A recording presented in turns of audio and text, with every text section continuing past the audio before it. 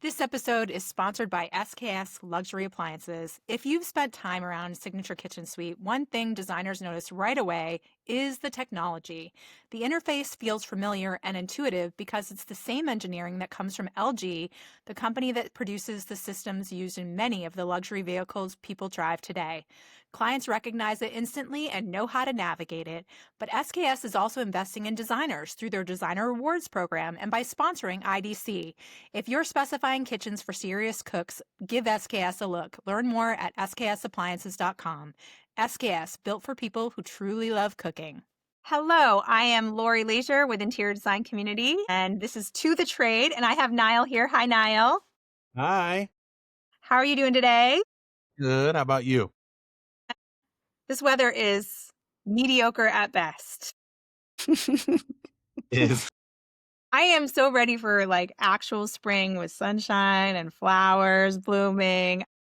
We're in New Hampshire, so if agreed. you're already where you're seeing it, I'm super jealous. I have no leaves on trees. My tulips have not bloomed. I'm just like waiting, praying for sunshine. And thankfully, we get to go to Design Edge next week. And that's in Florida, in Orlando, and we should be seeing some sunshine. So looking forward to that, having like warmth and sun on my face. Yeah, that'll be nice. It'll be a welcome change. A welcome change. Yes, yes. Well, we have Maria Khouri with us. I'm so excited, Maria, because you have such an interesting background. I was doing my research to find out about you. You have Lebanese roots. You have international experience and influences in your projects. You've actually survived war-torn country. So I really want to hear all about you. I mean, your publications are top-notch. Your work is gorgeous. So I very much Thank you. require Thank you you. all to go onto her website to check it out. And we'll make sure we have those links for you. So glad to have you here. Tell us a little bit about you. Introduce yourself to the audience. Okay. Well, thank you for having me on your podcast. It's an honor to be here. And I'm based in San Francisco. The weather is gorgeous today. We have this week of a heat wave, which is very unusual for San Francisco because, as you know, the city is very foggy. So I'm happy to be here. And I have a boutique design firm based in San Francisco, and we do high-end residential pretty much all around the US and a little bit in Europe as well. And you do some commercial too, right? We do, yes. The majority of my work is residential, and I do have some commercial work, some wineries, a couple of institute I'm working on. But what's interesting is even my commercial clients or my commercial projects hire me because they want spaces that feel residential, to feel like home. Ugh.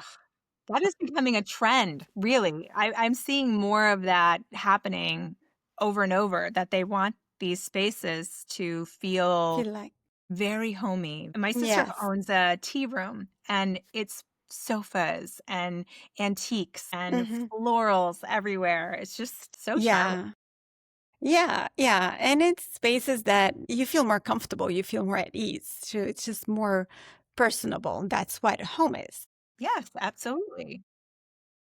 Yeah. And then a little bit of my background, I'm born and raised in Beirut in Lebanon, and I graduated in Lebanon, and I started my career in Lebanon, and I moved here. I was very young, and slowly worked with other design firms and then started on my own. And I've been, investing and growing in my business. But I think what's very unique about my background and my own story is because I lived through the whole Lebanese civil war, which is 15 years. I could not believe it. When I was reading that, I was like, I don't know if she wants to talk about that too much, but I find it completely fascinating that, you must be nervous a little bit about our entering into any sort of, because just living through something like that has to change you fundamentally. I mean, of course, it affects who I am today. It had Absolutely. a huge impact on my life. But the interesting way is that I use my background. It benefited me. And in one way, let me tell you. So during a civil war, we had to move a lot. As a family, we had to move. During a 10-year period of my life, we moved 12 homes, 12 times. Wow. 12 different homes. So Lori, I don't think it's random that I make homes for a living, that I design homes for my clients, because I really value, I have such a deep value of being in a home and creating roots. I mean, it's such an integral part of who I am. And with my clients, I try to instill that feeling of home. And it's in everything I do for my client and obviously for myself, is how to make this space really feel soothing, feel like it's them, reflect their personality. I want my clients to want to be home. I want my clients to live and use that home. And so it's a very big part of the way I approach my projects and big part of who I am. Yeah. I mean, I had an opportunity a couple of years ago to speak in front of a group of high income earners. And one of the things they suggested, or one of the things they asked me, was that how do interior designers, they were reluctant to hire interior designers from their perspective because they didn't want to live in a magazine cover. They wanted their home to feel like them. And they had this impression that interior designers make homes that feel so perfect you wouldn't want to touch it. You know what I'm saying? Like, it's so perfect. It's like that room you don't want to go into. And I was just kind of surprised because I've never met a designer who wanted to do that. I was like, I know so many designers, and I will tell you, overwhelmingly, the very first thing almost every designer we know does is deeply question that client so that they can understand what it is that is meaningful to the client, because they really want to act as though they are that client in thought and purchases so that it is true to them. I mean, how often does someone have the experience to have someone create something totally bespoke for them, just for them, not for future people? And so what a neat opportunity, and absolutely the foundation of what good design looks like. It needs to start with, who are you? What do you love? What do you want? How do you navigate your day? I mean, those functional workflows of spaces come from really understanding how people live. And that is every designer I know. I mean, I don't know a designer who's trying to create something that someone just looks beautiful, but you don't want to live in. Like, I don't know any designers that want to do that. The thing is, some of us approach the design process by more like, I have a style and it's my way, or I don't want to design this, like some of us do this. But in my opinion, or my approach is way more collaborative, because the end result has to reflect the client. Of course, I have my touch. I have my opinion. I have my vision. But at the end of the day, it's their decision. I have a lot of opinions and ideas, but at the end of the day, it's their space and their decision. So yeah, collaboration is very, very important. Yeah. So if you've lived in so many different parts of the world and experienced so many different cultures, what part of that still shows up in the work that you're doing today, and the way clients might not even realize that you're putting it in there? Yeah. That's a good question, because there's two things that are in my processes that I love, or I kind of always gravitate to. There is the mixing of different styles that comes very instinctual to me, whether it's different eras or different textures or different colors, and it's very organically, it filters in my projects. But there's something super unique that I always apply to every single project. And I bring in every project I've done, commercial, residential, small, big, I bring in one small piece of my home country, Lebanon. I work with an artisan to do maybe like a bench or a chair. Sometimes it could be a very small photograph. Sometimes it could be a tapestry. It could be in accessories. We have so much talent in Lebanon. We have so many creative people. And I love bridging my two countries in a way. I love that. And incorporating some of Lebanon in my work.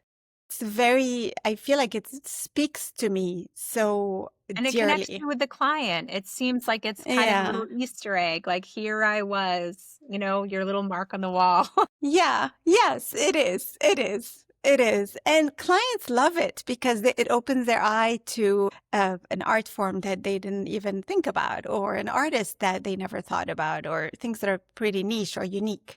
And it's fun. I It's think that fun. is super fun, but discreet. So if I were walking into one of your completed homes without knowing it was yours, you were the designer, what would give it away? Good question. Sorry, I think it gives it away is the feeling more than the visual. Because if you look at my work and if you look at my I website, noticed this. I it's noticed this. I very know. different. Yes, It's, it is. yeah, some spaces are very traditional, some spaces are more modern or contemporary, and some have very Spanish influence and European influence. And so there's not a specific type or, maximalist or, minimal, and there's none of that. But it's the feeling that you get when you walk into a space and feel good, feel kind of like it's a piece. It's well made. The proportions are right. We take so much care into getting the proportions right because it's such an important detail in my design. Well, it's more than a detail, but the proportions also are always very Yeah. precise I've and noticed that. I think you decisive. have that down. Thank you. I sense that almost symmetry in your work, it just feels like you're a perfectionist. That's what Yeah, I would have said if I would be like, she is a perfectionist, thank you. Thank which you. I appreciate. That is not me. Yeah. So I really love that. So when you start a project and a client Mhm. is being onboarded, what's the very first thing that you do as part of your process? What do you Mhm. how did does that client journey start for you? Yeah. We have this great presentation for our clients that shows them visually my process. So, and I just love showing it to clients because they understand everything from day one to install. And it's a slide, it's a presentation with maybe 20 different slides that explains, first of all, who we are and who's on my team. And then it goes into a lot of visuals, like what do drawings look like? Or what do our mood boards look like? And what does a conceptual presentation look like? And then it goes on to explaining to them what is the actual furniture presentation with the choices and how does the proposal look like?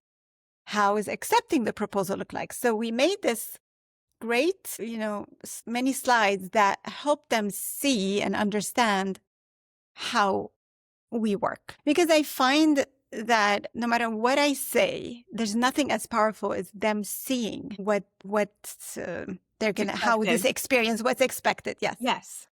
and then after proposal, like we go through exactly what is install day or how do we do our billing, but just putting real examples there and, the final install and the reveal.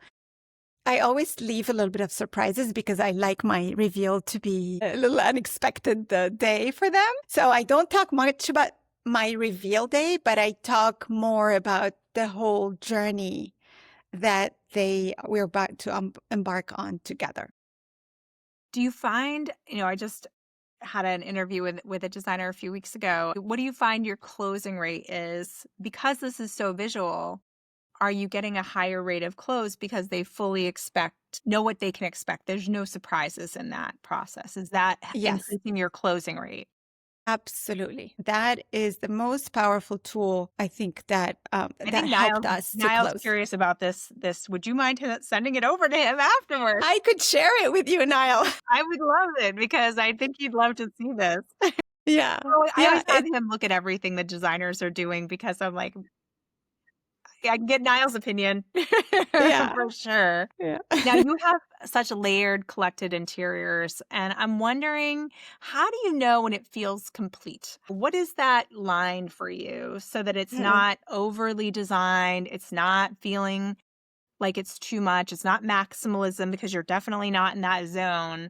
Mm-hmm. When do you know it's perfect? When does it feel perfect to you? It's more instinct than just knowing. I don't know how to answer your question with words. It's more, it does feel right. And if I were to teach it to somebody, I probably won't be able to teach because I cannot put it into word. It's sometimes it's more instinct. It feels that this is right, or it feels like, no, we need more, this is off, or we need more weight in this area, or the scale is, so it's very instinctual to me. I Yeah. don't You know have how to put it into word. your designs are incredibly layered. I mean, there's lots Yeah. of texture. There's lots of, you do I wouldn't say it's eclectic. I wouldn't say that, but even though I think some other people might say it's eclectic, I think it's a little bit more traditional than eclectic, but I Yeah. do think that it has a feeling of like perfection. That was Mm-hmm. the word that I kept thinking of when I was Mm-hmm. Mm-hmm. looking at the design. And I can see where you would hit it and go, okay. I think just some designers have that in them. That is an innate in you. Do you have that, Niall? Like when you were like, this is off. I need to move this around. Are you doing that when you go into a hotel room? Are you doing that every time you're going into a friend's room? Like mentally, this isn't right. This needs to be moved here. Yeah. Needs to be moved there. There should be something here that is not there. Yeah. Yeah. I think that it's always interesting to me that how designers process I think that, and that spatial awareness part of it and understanding what feels right. Is there something in design that you think looks beautiful but doesn't actually live well? What are things you would not consider bringing into the project because you just think it's hype and not really for you? I don't really do like hype or trends. I don't do that. I don't. Trends are like overrated. It's Yes. style that lasts. Agreed. Right. So there's a big difference between style and trend. And yeah, it could be trendy today, and then in a week you're like, no. I think But especially in the style, design industry, we have this weird thing that happens that I think it's not that there are designers I wouldn't say that have jumped on trends. It's not like there aren't designers that do that. But I will say that we get fatigue of what becomes trendy, what becomes like oversaturated. I don't really think of it as trendy. I really think of it as oversaturated consumption of a product line. hmm So hmm if I'm seeing like archways and Zali style yeah, or, boucle everywhere, and yeah, that becomes okay. a kind of that we can say that's a trend, but really the market has oversaturated and used that material a little too much. It doesn't necessarily mean it's trendy or that it really is going to go out of trend, because it could have classic, when someone says white cabinets are trending, I'm like, well, Yeah, white cabinets are going to be always used. yeah, yeah, yeah, yeah, Most yeah, people will use white cabinets in every era of any era ever, yeah, yeah. It's one of those things that I think is really interesting. And I always want to have brands issue more sales data. I wish they would do that and I say, know, okay, I this is know. what's the selling we're seeing peaking in your area. This is Yeah, what's peaking in a different area. So you can kind of get what's going on in another part of the country. So if you were in the Midwest, you yeah, might be interested very much in what is trending in New York and LA so that you can say, okay, this is probably coming at some point. You could yeah. kind of keep ahead of the curve or whatever that might be. It's such great information to have that That's sales a data. great idea. Yeah, That's I a always great tell the idea, brand, Lori. give the Yeah, sales data to yeah. these designers who need it. You really were intentional about doing business across the country. When did you hmm decide local is not the full market for you? When did you hmm decide to do that? hmm And is it a pain? Is it hard to do?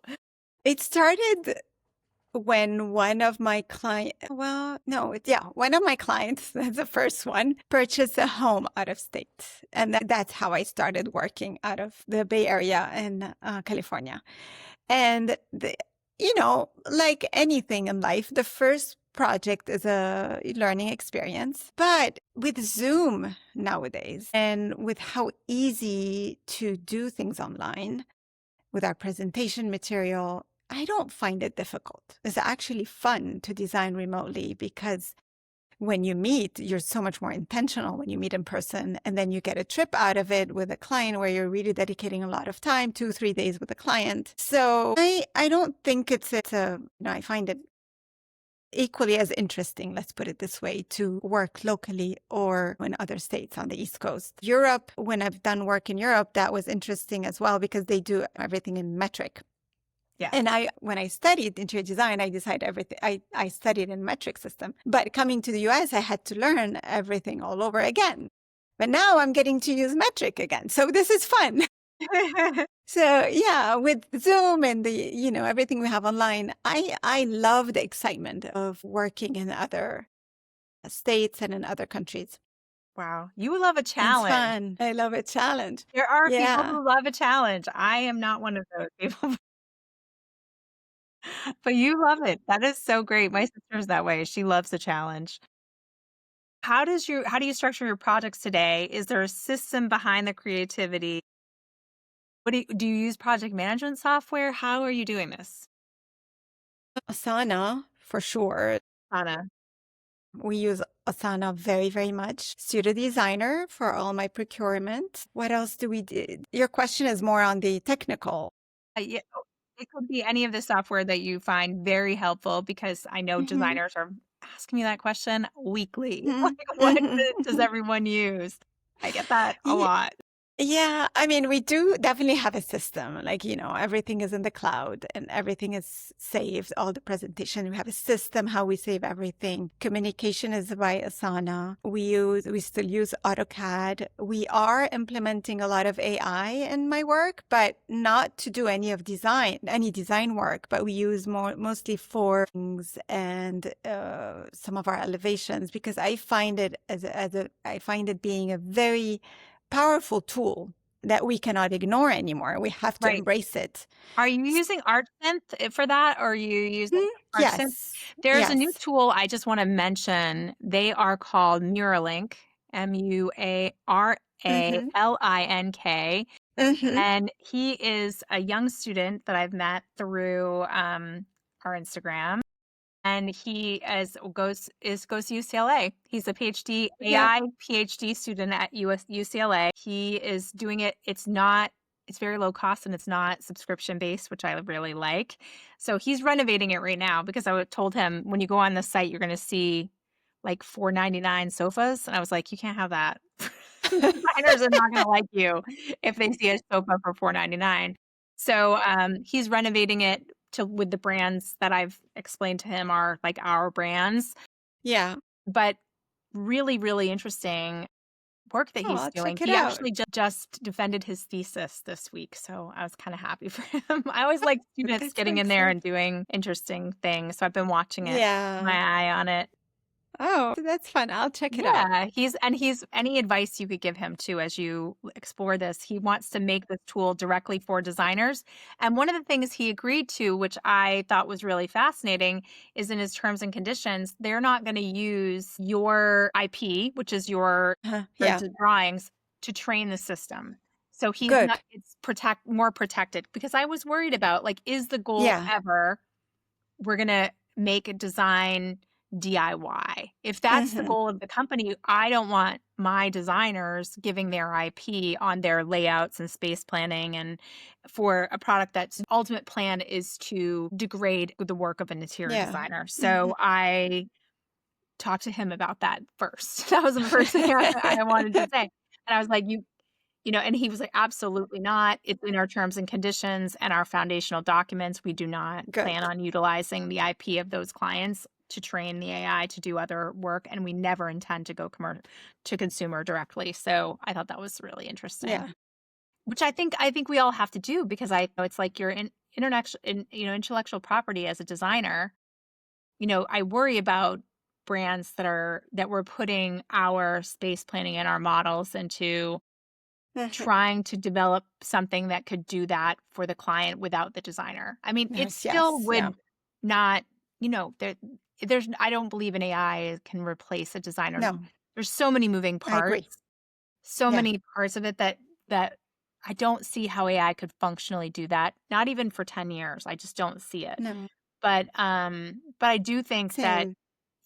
I do think that you don't want a company that you're investing in your product, in your knowledge, going around you and trying to, Hmm. take your business. I mean, nobody Yeah. wants that. So I don't want to train my competitor. Thank you. Is there a business decision you made that immediately improved your profitability or gave you your time back? Is that AI?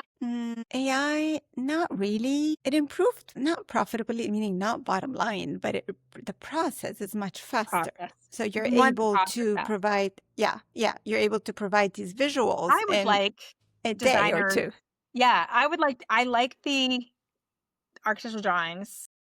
I really am interested in the co-work features so that designers can improve the productivity for the things that just fall off the plate, like that just don't Mm-hmm. get done. Mm-hmm. Monthly newsletters are one, blogging for SEO is another. Mm-hmm. Just really create, even creation of video content to some Yeah. degree specifically for YouTube that can generate into GEO. It feeds the beast back into Yeah. AI. So there are things I just think are just too time consuming and designers really don't want to touch it, but AI could automate some of that for Some of them. it. I've been Yeah. playing with this new one. Well, it's not very new, actually. It's called 11 Labs. And What? I spent Okay. an hour so far, but I need to spend 2 hours recording myself reading so that Mm-hmm. it can make an AI clone of my voice. So that if I want to do a voice over video Mm-hmm. of anything, I can type out a script and it can use Wow. my voice to make the video without me like doing it. This is freaky, Lori. It is freaky. It is freaky. I spent 1 hour doing it. Already the results are very good, which is alarming. Yeah. And I'm doing another hour with it before I set it up. But Yeah. Yeah. Wow. yeah, it does it. And you can already use their AI voices. And I've Mm-hmm. experimented, and you can see these experiments on our Instagram at interiordesigncommunity.com or on Interior Design Community on Instagram. We did one I think I did one for Curry and Company. Robert Curry just had his birthday. I did one for International Women's Day where we talked Mm-hmm. about the first interior designer. We just did a lot of like really interesting, and I can take the script and I can have it reading the script and it's an AI voice. It's so interesting. And then I can load that into another app and just put pictures behind it. Yeah. And here Yeah. comes the video that took me, you know, 20 minutes ish to make, Wow. maybe 30 Wow. minutes. And it's a Yeah. solid video. I think that one already has 10,000 views or something. Wow. Oh my It's God, pretty Lori. great. It's such a interesting AI. I mean, there's when do you let it really, I mean, with script or with text, I find it really hard to it can sound like you, but the wording has to come from you because right now I do people too. can call you out right away. Oh, this is AI. This is ChatGPT, and I don't think do that that. that's true, but I think that that's beginner AI behavior. I mean, you have to Yeah. get to a point where you notice the tells and Yeah. you can see the repeated format of the language and you Hmm. have to get rid of that. Hmm. Yeah. Obvious things that are, M dashes and comparative statements and overly used words. Those you get rid of right Can tell away. right away. It Yeah. doesn't sound like that. And then I like the feature where you ask it to interview you and then Hmm. you answer those over voice to talk. So you can be as wordy as you want to be. Hmm. And then when it spits out hopefully when it spits out the script, it sounds more like you because Yeah. it's heard you talk for the last 10 minutes in the interview process. So Hmm. I think Hmm. I like the microphone feature a lot Hmm. through AI. Hmm. Yeah. I can just Yeah. talk and talk, talk, talk. Yeah. And then it knows what I want to say, instead of, and I can tell it I want it to sound like me. And Yeah. I have a very, I have a tone that I like to be funny and snarky and, Yeah. put it all out there. Yeah, but you have a lot out there too, because so your voice and your way of expressing yourself, there's a lot of data out there for the model to pull from. Yes, I've been doing this for a long time. I can just throw in old podcast videos that I've done. I've done it for a long time. So I can put a lot of information into it. And Yeah. I've written for years and years for magazines. I've written for almost everybody in this industry, I swear. Yeah. So I have a lot of my own writing out there to use. Have you ever taken a project or a client that you knew wasn't the right fit? Yes. Yeah, I'm you sure have. every designer out there has. Teach you Yeah. something, or do you wish it hadn't? Sometimes, I mean, most of the time, I guess if I have one lesson to give people is just trust their instinct, because most of the time when we know, when we feel that this is not right, it turns out being not a good idea. And the older I get and the more I do business, the more I listen to to this instinct of mine. I'm like, no, this is not a good sign. These are all red flags, and I don't ignore them. Because when you're younger or you need to grow your business, you take things that they're not your ideal client. And most Just of trying to the make money. time, you're just trying to make money. And you're like, oh, why did I take this? Oh, this is such a nightmare. This is so difficult. And, we do these things sometimes. We have to, especially when we're starting our careers. Do I have a nightmare story? Luckily, no. Thank And goodness. luckily, I've never been fired from a client, from a project, and things end up working out. But the thing is, sometimes it was not the best experience, because I want to also enjoy what I'm doing and enjoy my relationship with my client. And with these not ideal client, the process becomes a pain. The process becomes not enjoyable, and you can't wait for the project to be done. Yeah. Probably on both sides. I mean, I find that those Probably, fits are not yeah, the right fit either for either party. So and you want the yes, client to be with someone who is overjoyed to work with them. So if you're not the right yes, person, put that fish back into the pond and let it yeah. find its owner. Do you find that this is more of a process question? Do you find that if you could wave a magic wand and fix something in this industry that would make your life easier, what would that be? I actually wish we have a stronger community, all of us as designers. I wish we share more. I wish we have a standard way of doing business, like charging clients, because every designer does it differently, whether it's the charging part or, of course, we all have our style. But if there's we need more unity, I guess. We need I think so too. to be more on the same page. We need to share more and have more of I don't know if like a standardized process of doing things. I know I don't think that there could be necessarily a standardized process, but I definitely think there should be I do think if I were able to visit every interior designer and pull out their model and put them in a database, and then Yeah. we could come up with some generalities, some averages for this industry, I think it would be wildly important for us. And I really agree with you on the sharing part, because I'll put questions out every day.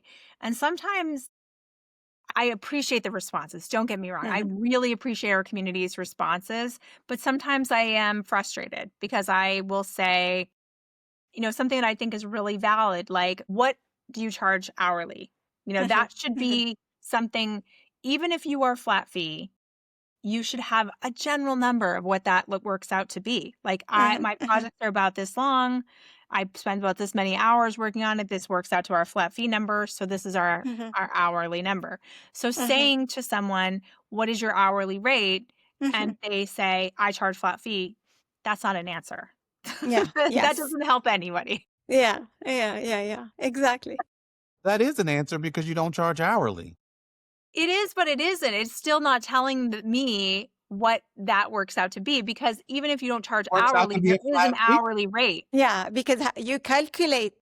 but there isn't an hourly rate. Like if you don't charge hourly, you don't charge hourly. But If even if you you if don't charge hourly, you but that don't charge doesn't mean you can't do the math.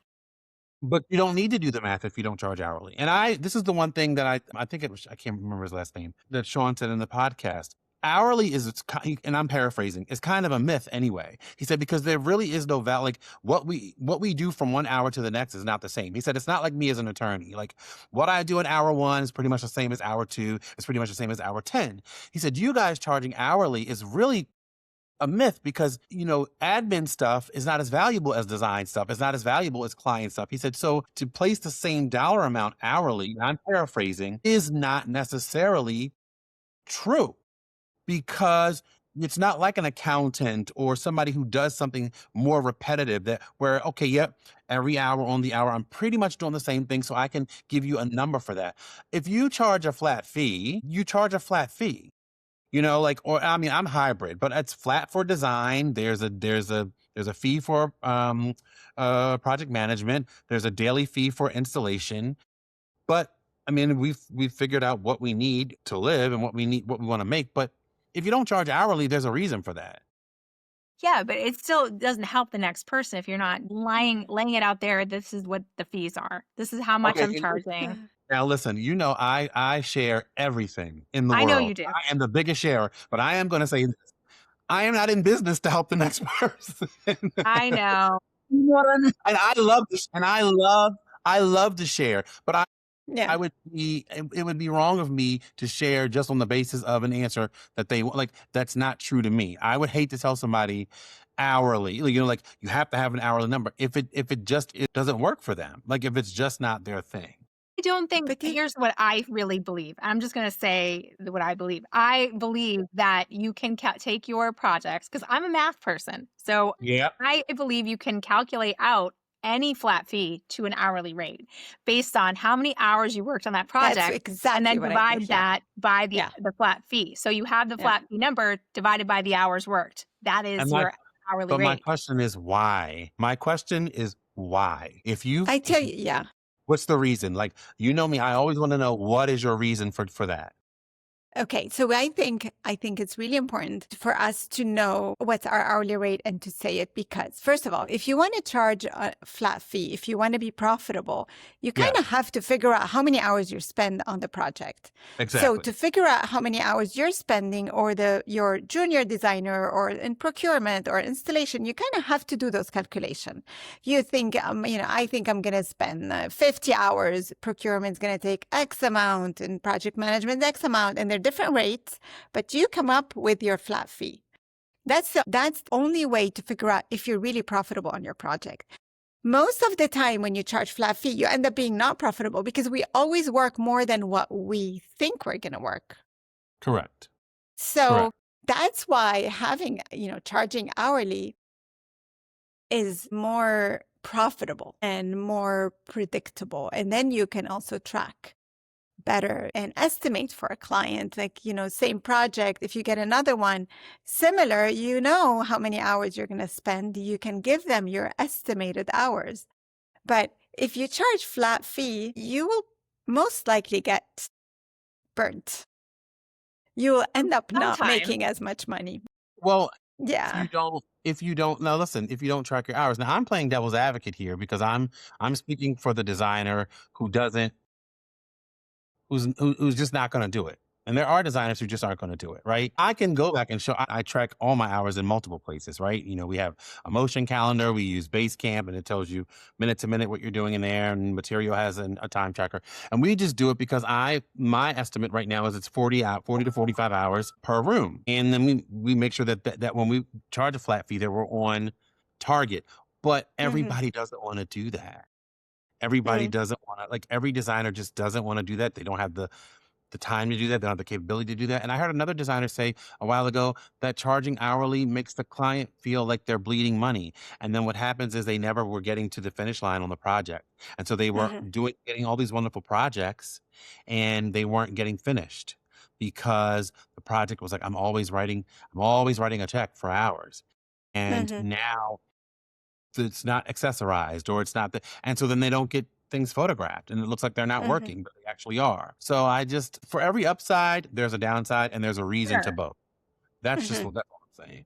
More speaking, I guess my part of this is that I run a community and I want those designers who are brand new to understand how to price. I mean, and it's Mhm. different. And I know it's different. I'm dealing with an international community, and I've had in the DM full conversations with people who do not live in our country who are saying they could not believe when I went to Ireland and spoke at their conference, their jaws literally hit the floor when I told them that some designers in the United States charge $400 an hour. They couldn't believe it. They were like, that is crazy. Yeah. Even Yeah. 250 being Was the that too average, crazy they too were low or crazy surprised. too high? Too crazy too low or High. crazy? They were like, what? You get Because do that? they charge hourly or do they They do charge? charge a lot of hourly, but the rate is a 400 was lot like, less expensive. They thought that was the wow. whole audience gasped. Like they But were even within the US, if you live in New York or California, your hourly rate is higher than if you live in Yeah, other states. So that yeah, also, where you live affects your hourly rate because of that's how true. much Yeah. things cost. right. What is your hourly rate? I'm just gonna ask. 300. I think 250, 300 in the cities is Mhm. about average. I think Mhm. Yeah. 300 to 250 to 300 seems to be every time we ask that question, I Yeah. find that is accurate. And then Mhm. I just put out a video on this earlier this week, and I was just saying, I wish if I could wave my magic wand that there wouldn't be anyone charging under 100 for in any Yeah. part of the country, Yeah. Yeah. because I find that happens too. And I don't Yeah. think it's an ignorance issue. I don't think it's because that designer doesn't do really good work. I think they're trying to get the They business don't know. going, trying to get Yeah. Yeah. Yeah. the They really want the project. photography. Yeah. Yeah. Yeah. They really want the project. They really want the They want the project. project so Yeah. badly. I Yeah. mean, Yeah. so Yeah. badly. I had someone literally grab me after a panel and she I mean, and said, I think I just told a "How new can I designer start the other day charging was really?" the Yeah, client doesn't know you're new. I said, the client doesn't know you're new. You know you're new and you just told them that you were new. But the client Yeah. doesn't know that Exactly. you're new to the industry because I was like, did she ask you when you got your degree? Did she ask you about your schooling? No. I said, so the only reason she knows you're new is because you told her, right. you Yeah. And know? also, I find it very and it's also sometimes clients think of like if you have a higher rate, they think, oh, you must be better. Right. They Yes. have there's that too, like psychologically speaking. Like how do Right. you find that you don't want to be a ripoff, but you want to also charge your value. Yep. Right. Yep. I Well, it's that you agree. get what you pay for, right? Yeah. So Yeah. Well, I Yeah. value things that I know are, if I'm spending money on it, I want to inspect it and know the quality and care Yeah. more. I'm a Yeah. value for my money person.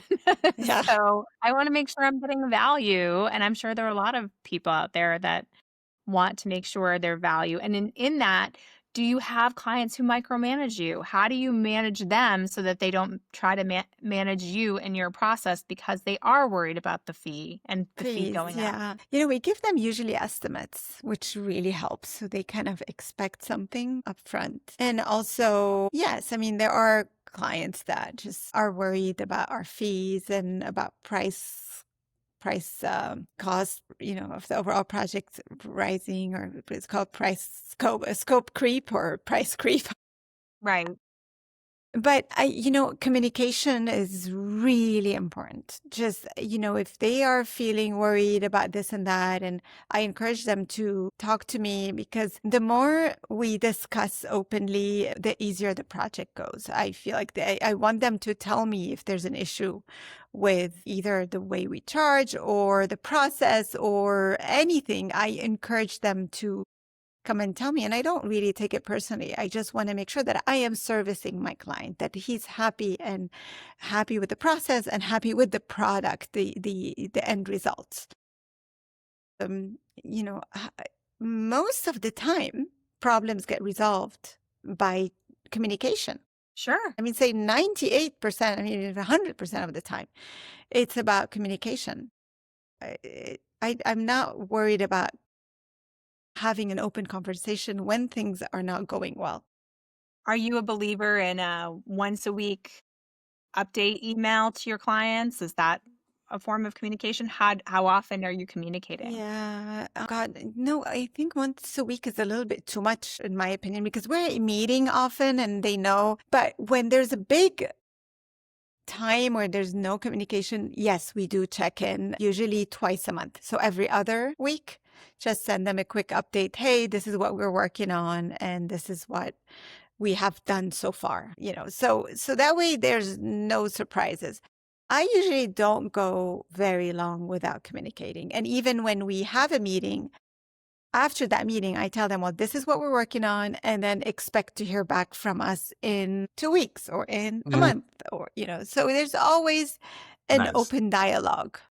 We never just disappear. I have an interesting my next question is very interesting to me because I've seen so many we are that Dear Abby of for design. Yeah. So I get a lot of like, this did not work out. You collaborate a lot with artists and makers. What makes a collaboration truly work?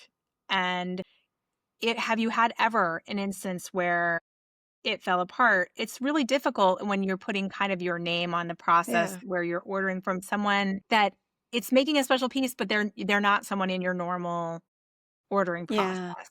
So it's such a risk reward thing, right? Yeah. So I'm Yeah. curious about how you handle that. I love collaborating with artists. I think it's one of the things that I try to incorporate a lot in my projects. Bringing in a talent opens up, first of all, I become more creative and opens up the possibilities, and it kind of makes the design more interesting by far. Now, choosing the artist you want to work with is an art form because you have to bring in the right person. But then once you choose the artist that you want to collaborate with, you cannot micromanage them. You have to let them do their art. You have to let them be creative. In my process, I give them my vision, I give them my ideas, but then they are the one it's their art. Mm. And so I don't really micromanage the process. And I have a lot of great stories. I have a story I want to tell you about. I was working on a big home in Los Altos Hills, and I was designing a foyer floor design with marble.